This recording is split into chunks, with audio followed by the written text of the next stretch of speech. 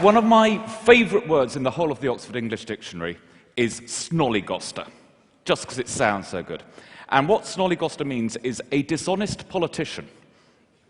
Although there was a 19th century newspaper editor who defined it rather better when he said, "A snollygoster is a fellow who seeks office regardless of party, platform or principle, and who, when he wins, gets there by the sheer force of monumental talknophical assumnacy."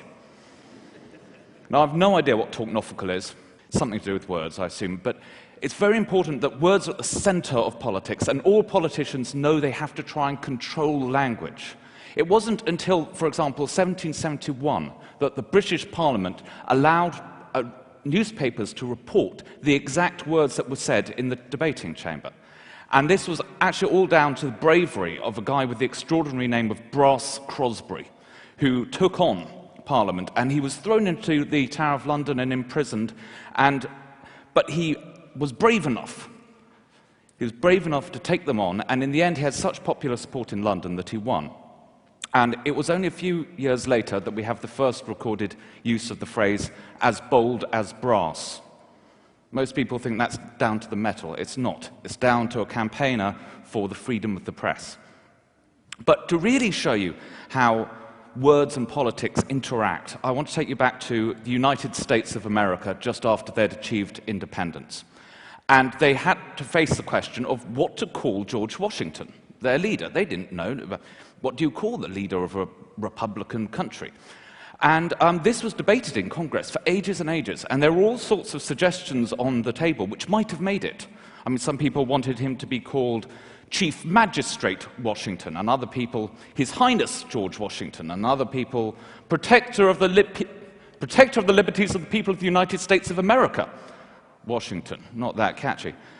Some people just wanted to call him King. They thought it was tried and tested, and they weren't even being monarchical there. They had the idea that you could be elected king for a fixed term. And, could have worked.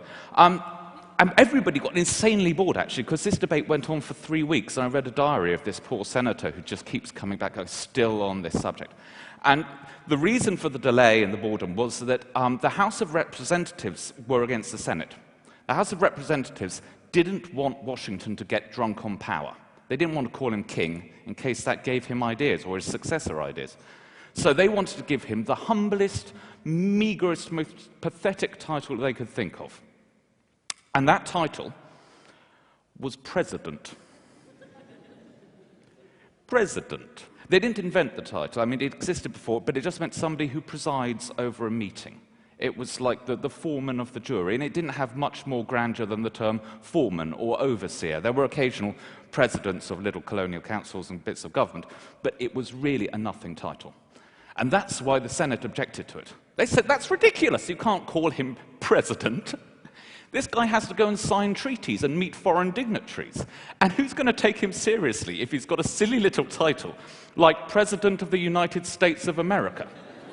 And after 3 weeks of debate, in the end, the Senate did not cave in. Instead, they agreed to use the title President for now. But they also wanted it absolutely set down that they didn't agree with it. From a decent respect for the opinions and practice of civilized nations, whether under Republican or monarchical forms of government, whose custom it is to annex to the office of the Chief Magistrate titles of respectability, not bloody president, and that in the intercourse with foreign nations, the majesty of the people of the United States may not be hazarded by an appearance of singularity, i.e., we don't want to look like bloody weirdos. Now, you can learn 3 interesting things from this. First of all, and this is my favorite, is that so far as I've ever been able to find out, the Senate has never formally endorsed the title of president. Barack Obama, President Obama, is there on borrowed time just waiting for the Senate to spring into action. Second thing you can learn is that when a government says that this is a temporary measure, you can still be waiting 223 years later. But the third thing you can learn, and this is the really important one, this is the point I want to leave you on, is that The title, President of the United States of America, doesn't sound that humble at all these days, does it? Something to do with the slightly over 5,000 nuclear warheads he has at his disposal, and the largest economy in the world, and a fleet of drones, and all that sort of stuff. Reality and history have endowed that title with grandeur. And so the Senate won in the end. They got their title of respectability. And also the Senate's other worry, the appearance of singularity. Well, it was a singularity back then. But now, do you know how many nations have a president? 147. All because they want to sound like the guy who's got the 5,000 nuclear warheads, etc. And so in the end, the Senate won, and the House of Representatives lost. Because nobody's going to feel that humble when they're told that they are now the President of the United States of America. And that's the important lesson I think you can take away, and the one I want to leave you with. Politicians try to pick words and use words to shape reality and control reality. But in fact, reality changes words far more than words can ever change reality. Thank you very much.